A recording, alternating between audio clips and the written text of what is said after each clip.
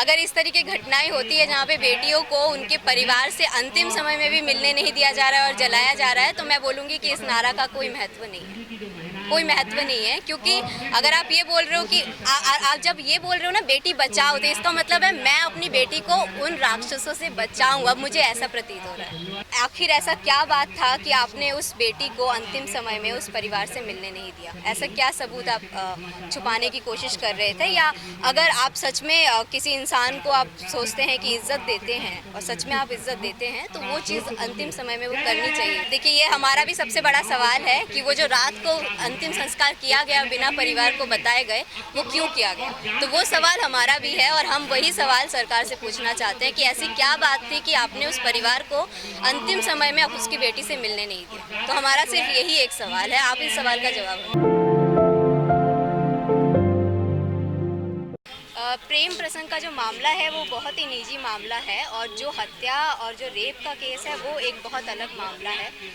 तो मुझे ऐसा लगता है कि ये एक बेवजह बस उनके ऊपर एक प्रेशर डालने के लिए इस केस को एक अलग मोड़ देने के लिए ये चीज़ की जा रही है। देखिए, मीडिया क्या दिखा रहा है और सच्चाई क्या है, उसमें एक बहुत बड़ा गैप है। अगर हमको सच में ये जानना है कि क्या ज़मीनी तौर पर हो रहा है, तो मुझे ऐसा लगता है कि उस परिवार के साथ हमें अभी खड़ा होना चाहिए, उनकी आवाज़ सुननी चाहिए और उनकी जो आवाज़ है, उनका जो वक्तव्य है वो हमें पहुंचाना चाहिए। मुझे लगता है कि मीडिया की बहुत बड़ी जिम्मेदारी है कि जो सच्चाई है हम उस चीज़ को आगे लेके आए, रैदर देन ये जो बातें हो रही हैं प्रेम प्रसंग की या जो लेटर्स लिखे जा रहे हैं, और ये जो लेटर्स लिखे भी जा रहे हैं जेल से, ये बाहर आ कैसे रहे हैं, ये भी हमारा एक बहुत बड़ा सवाल है। देखिए, प्रशासन क्या कहता है इस पे तो हम नहीं जाएंगे ना, हम मेडिकल रिपोर्ट पे जाएंगे, हम पूरे जो हमारा जो एक लीगल प्रोसेस है हम उसको फॉलो करेंगे और उसके प्रोसेस से जाएंगे। प्रशासन क्या बोल रहा है या कोई और व्यक्ति क्या बोल रहा है या मीडिया क्या बोल रहा है, ये कोई इस तरीके से हम इस चीज़ को नहीं देख सकते। देखिए, सबसे बड़ी बात तो यही है ना कि आज हम ऐसी जगह पे खड़े हैं जहाँ पे आरोपी पक्ष के लिए इतनी ज़्यादा लोग खड़े हैं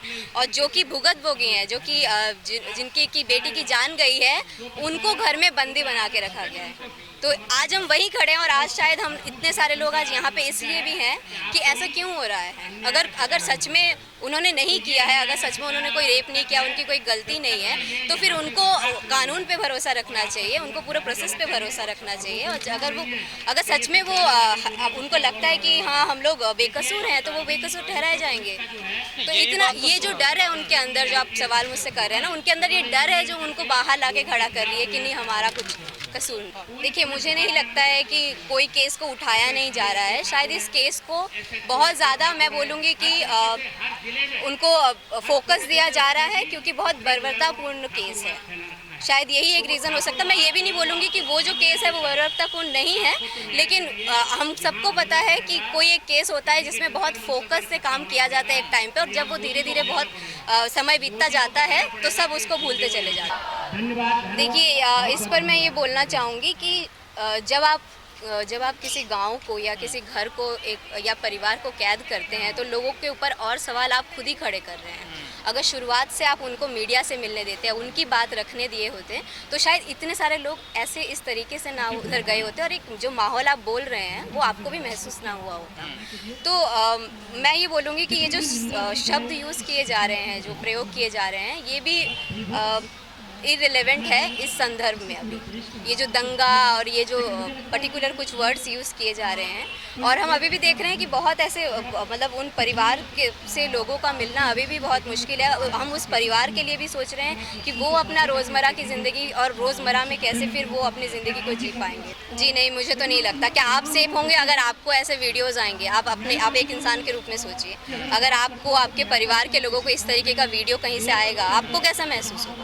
मतलब अगर मैं दिल्ली में एक शहर में रह के भी उसको सेफ महसूस नहीं कर पा रही हूँ, तो वो जो इतने डोमिनेंट जगह पे रह रहे हैं जहाँ पे सिर्फ उन्हीं का एक घर है, वो कैसे सेफ महसूस कर पा रहे हैं? और शायद इसीलिए हम कह रहे हैं कि अगर सरकार उनको इतना दे सकती है, इसका मतलब वो प्रोविज़न में है, तो फिर हमारे उनको क्यों नहीं मिल सकती? एक दलित परिवार में एक दलित लड़की को क्यों नहीं मिल सकती है? सवाल हमारा भी वही है और आप जिनसे पूछ रहे हैं हम उन्हीं से पूछ रहे हैं, और हम ये प्रतीक्षा कर रहे हैं कि वो हमारे सवालों का जवाब दें।